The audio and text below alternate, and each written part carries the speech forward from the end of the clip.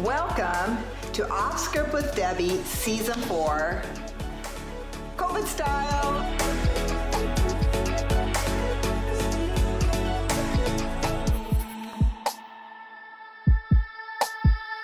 I'm really excited that you're here today, and my next episode is about friendship.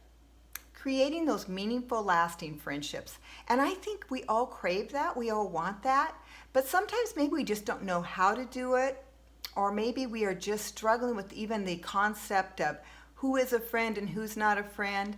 I have an amazing guest that she's going to help us today. She's a psychotherapist, she's an author, she's written a book about friends, and I know that you're really going to enjoy her.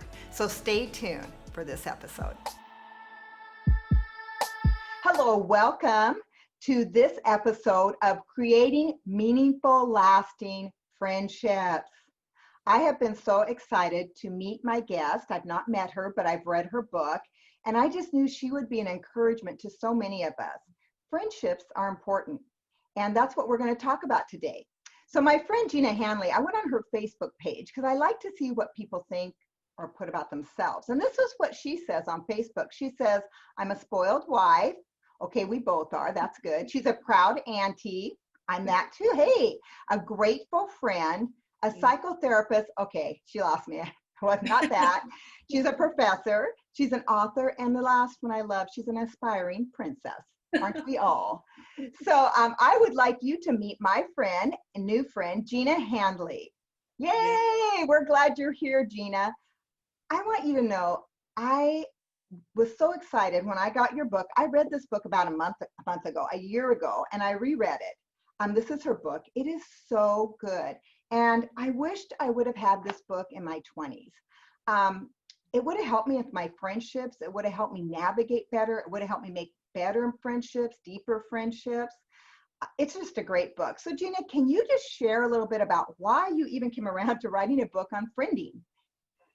Absolutely. As a psychotherapist, I would sit with clients in sessions, and I would just have this growing realization that so many of them were making their way to my therapy couch in an attempt to fill a void.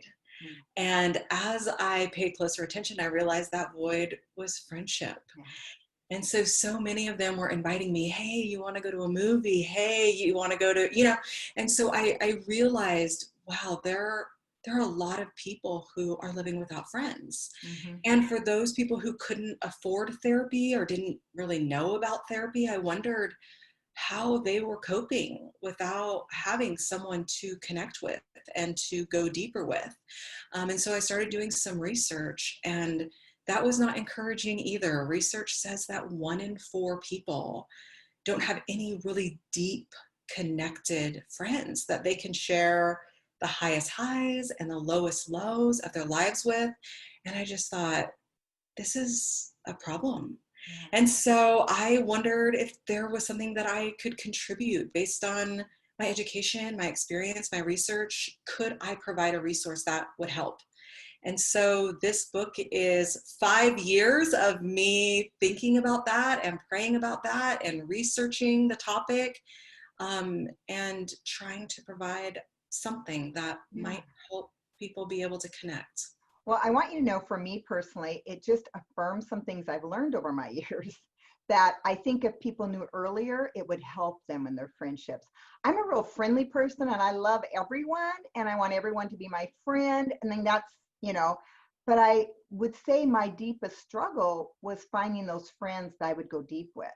And I think part of that is that trust level. Like, well, if I go deep with you, is that going to change our friendship? Will you still accept me? Will you still love me? So it's just, that was probably the hardest thing for me in my friendships, is not that I didn't have lots of friends, but trusting a few to go deeper with. Do you see that with a lot of people, or am I just one case? I see that with everyone. Yay! All of us have this natural desire to connect. And so we want to like people, and we want people to like us, and we want to, but a lot of those friendships end up being enjoyable, but pretty shallow. And so, yes, being able to open ourselves up to the deeper stuff, letting people really in, letting them know our real stories, our real struggles, being vulnerable. Yeah, I think that's scary for most of us because let's be honest, Debbie, when you take that risk, there is a chance that someone cannot hold your story with care. Yeah. So every time that you take that risk, there is the chance that you may be hurt or disappointed. And so I think it's, safer It is. if we Yes. stay at that shallow level and we smile and we like everyone and we pretend. And so that's what I see a lot of is that we're friendly people and we have a lot of friends, but we don't have a lot of deep connection because it requires something of us that a lot of us are scared to do, either because we've been burned in the past, we've had a friend betray us or not hold our stories with care, or we just don't feel like we have this skill set to know how to do that. And so we just don't. We just avoid that. And your book was so good and so practical. I mean, it was just so practical. One of the things that years ago my husband had shared with me, so when I showed it to him in your book, he goes, "See, I told you." I told you. But it was the friendship circle. Yes. You have the friendship circle that there's certain friends here and then there's friends here and friends there. If I had known that early on, I would have been at peace with my friends better. But because my personality, I'm an embracer and I just want to bring all my friends in close, I brought some into that inner circle and probably shared when I shouldn't have. And then when you get hurt, it's like you don't want to bring anyone in that inner circle ever again. You just want to, and that it has helped me, that friendship circle, to understand those people in here are the ones I share with, that I'm authentic with. And then there's the next group, and they're great people too. Yeah. They're great people and you need them in your life. But being able to get that friendship and understand where people, I have my friends listed in your book in my little circle that you have. I listed them all. My husband goes, "You listed your friends." I'm like, yeah, because what I found is, and you talk about this, where I have them in the right circle, I don't expect more out of them than they can give me. Yeah. And that is freeing for them, but that's also freeing for me. And I think it makes better friendships. Can you share kind of what you have found in that? Yeah, what I share in the book is that I had a really sweet client, and she was just very open, very loquacious. She wanted to connect to everyone and she wanted to share deeply with everyone. And she kept getting hurt over and over and over. And so, yeah, we kind of talked about how she could find and identify those people that could be in her inner circle who actually wanted to hear her deep stories and who actually wanted to reciprocate their deep stories. And so, and so she was able to create that intimate circle. And then there were other people in her life that she really enjoyed and liked and she wanted to keep in her life, but they couldn't do that with her, either because they hadn't done their own healing work or because, they were overwhelmed by whatever it was that, however she shared or her process. And so, I think friendship circles, when we're able to identify who can do that really deep, intimate stuff with me, right? Who can show up for that? And then who can't? And then how can I enjoy those friendships within the context that they are able to show up? Yeah. I also in the book talk about a little bit about the different kinds of friendships, and there are these different friendships which are, recreational, which are practical, and then there's these virtue friendships that are these deep friendships. And I think the friendship circle really kind of cements that for us, that we can enjoy friends at all these different levels, but those virtue friends, we need to get really clear about who they are and really intentional about bringing them those kind of intimate stories and letting the other friends off the hook for that, both for their sake and ours. Yes. Yeah. That is freeing for everyone. Absolutely. Because I do have some people in my inner circle. And once I put them in that circle and realize they're in that circle, I also make sure I make time for them because I need them. Yep. I need those open conversations. Yep. I mean, I love my husband. He's my best friend, but I've learned I need women friends too, because there's just Yeah. some things he doesn't get Yeah. about me. Yeah. And they do. And so I think also understanding that it makes sure that I'm not spending all my time with friends out here that are wonderful people, but aren't being authentic with me in that place that I need to be. And so I just think that is just powerful for everybody, men and women, to understand. We talked about the recreational friends, the Yeah. virtual friends. My husband and I went through that whole utility friends, another one. Yeah. And so he was listing his friends and what pockets they're in. It was, it's just a great exercise. And it doesn't mean that one's better than the other. Right. I love all my friends and I need all of them in my life. Yeah. But we only have so much time. So making sure, I think it was easy for me to kind of just give it all whoever yelled, I was there for them. Yep. If that makes sense. Yep. And happened to make sure that I really made time for those friends that needed me and I needed them. I So think that is so important. I mean, what you just said is the key, I think, of friendship in general, which is prioritizing friendship.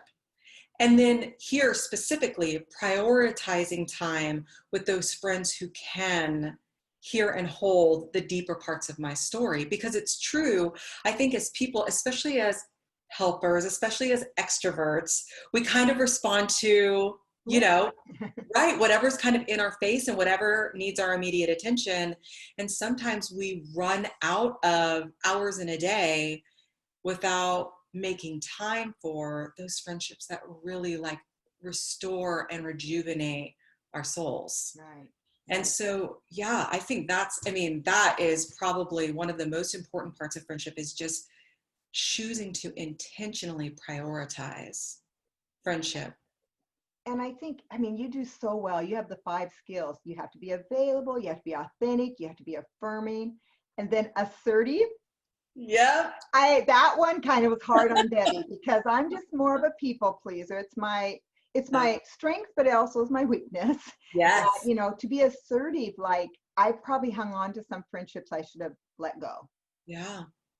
And in the end, what happens if I could have been assertive in the beginning and just said, you know what, I'm not sure this is, working for us, or I would probably still have them as a friend because we would have been honest at the beginning. But when you kind of lead them on, I don't know if that's the right word, but then they get hurt, I get hurt, and then it doesn't, in the long run, it ends up hurting a friendship.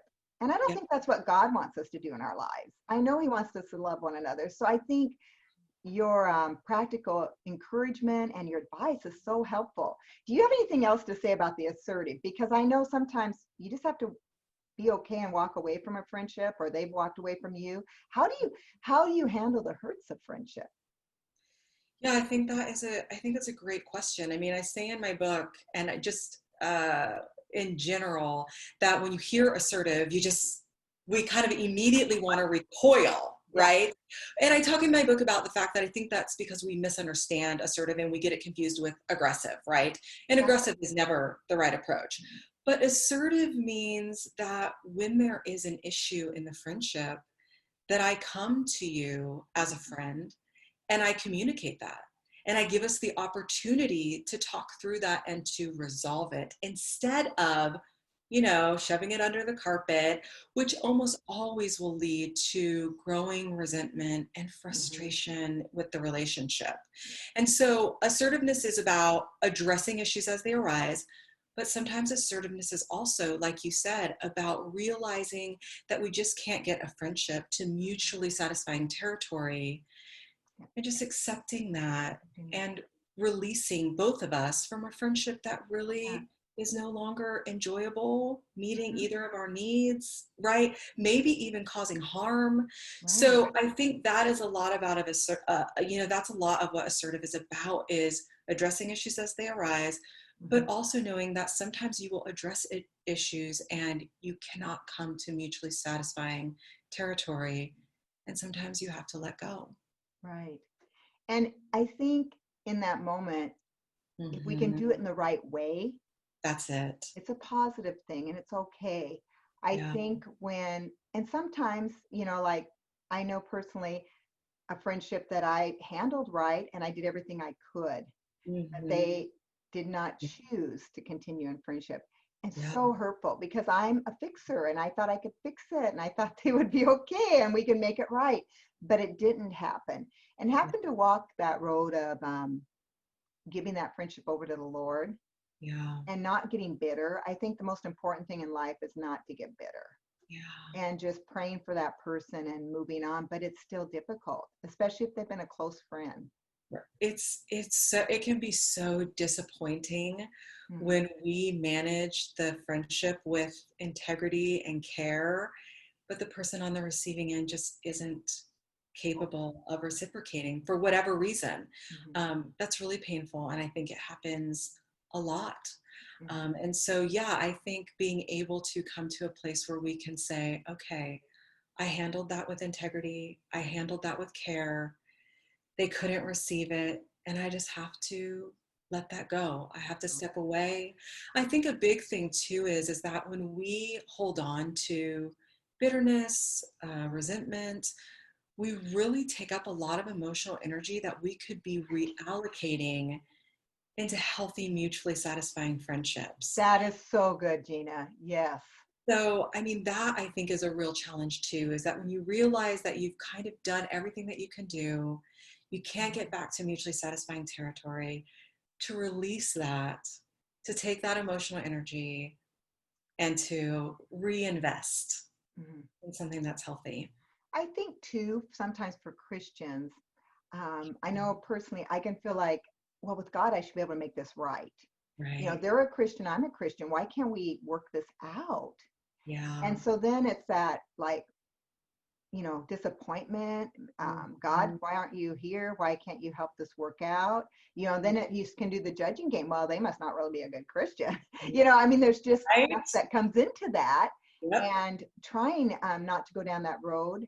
Yeah. When I was struggling once, I remember writing about friendship and hurt. The Lord just reminded me of when he was on the cross and he looked and he said, forgive them both. Mm, They do not know what they do. And mm, that's why I've come back to in those moments is I've said, Lord, forgive them. They don't know what they do. In other words, they maybe have no understanding how much they're hurting yeah. me. Yeah. And being able to just give that to God and not play the blame game or the judge Right. game. I love what you said. And take all that emotion and go make a friend. Someone out there wants to be your friend. They really do.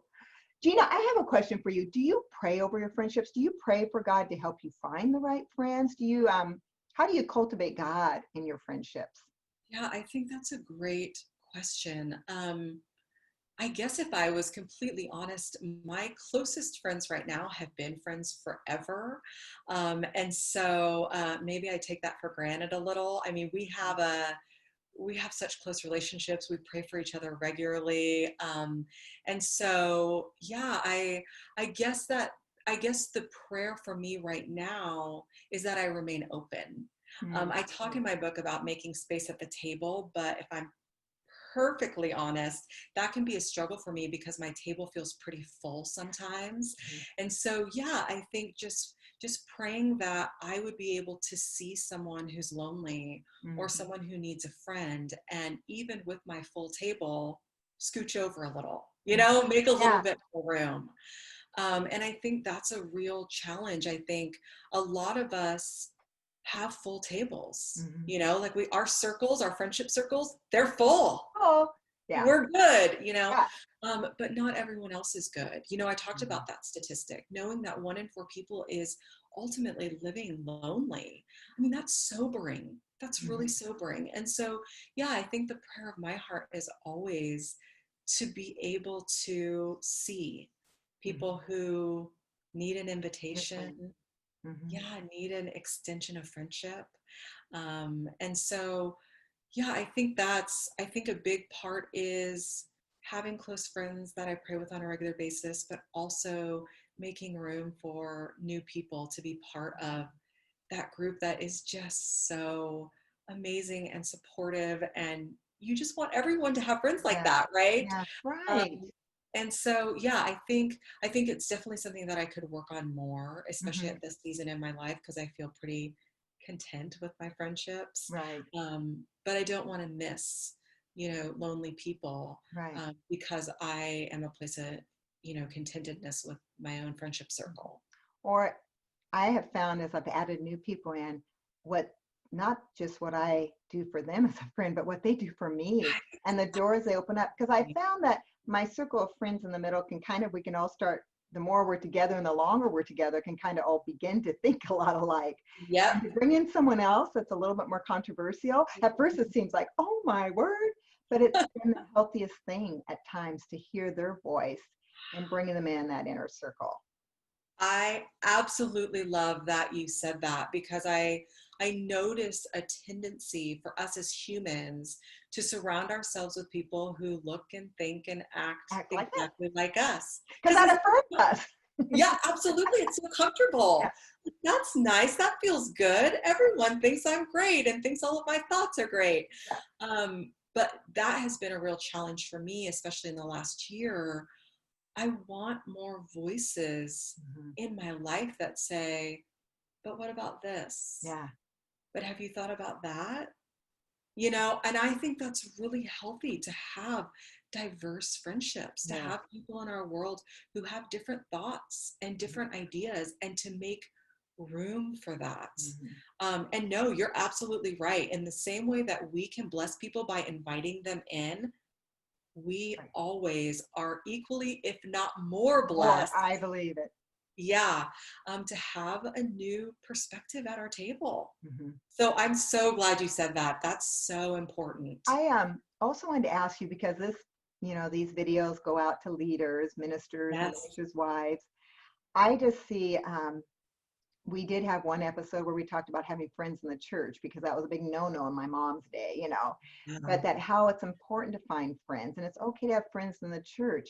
But I just see a lot of, I shouldn't say a lot, but I do see a tendency for leaders to isolate and not to find friends, or they only find those friends that totally agree with them. How can what's the importance of friendships for leaders? And how can they cultivate these lasting, meaningful relationships like you talk about in your book? I think, first of all, I want to spend a moment just acknowledging that I think leaders put a lot of pressure on themselves to have it all together, to be perfect. And I think maybe without realizing it, that's what they kind of put out into the world. And so what they do by both putting that expectation on themselves, but also putting that out into the world, is that they isolate themselves and they cut themselves off from deeper, authentic connections. And so I think right now what we really need is leaders who are open, who are vulnerable, who are authentic, who are making space. And I think that's hard as a leader, because I think there is this, I don't know if I would call it I don't know if it's a myth necessarily, Debbie, but there is this thought within the church that if you're a leader, then you can't have deep relationships with the people that you lead. And I think that's a mistake. And I think in our current society, we're starting to kind of do away with that myth and kind of make it more normal for leaders to be normal people. To be flawed people, to be messy people, to be authentic people. And that's exciting. I love seeing that kind of start to happen. I love to see leaders being vulnerable, because they need that. They need to be let off the hook for this elusive perfectionism that will just leave us feeling insecure and disappointed every time. Also, the people that they're leading need to see that it's okay to be imperfect, and it's okay to be vulnerable. And I love seeing that. And I love hearing reports back from people who are sitting under the leadership of those people who are brave enough to lead in that way. And be a friend to them. And I mean, you can't be friends with everyone in your church. But to be okay that you can be yourself and have a friend. My husband and I always had friends in the church. And early on, an older lady in the church told me, you can have friends. We have friends. Why shouldn't you? And I think that's what helped me. For me, I can't do ministry if I don't have friends. Yep. So I need to hang up the cloak if it's not going to work. I need Yep. to have people in my life. I need those friendships. And I think people in leadership that have strong friends in that inner circle, and even as it goes out, I think they lead well because they understand people. They're hearing from different types of people. And I think they themselves are stronger because they have someone they can call and say, okay, Sunday really sucked. I didn't think I did a good job. And that person's still going to love them, still going to accept them. And I think Yep. we just need that as leaders. We need to. But your book is so good about saying it's not going to just happen.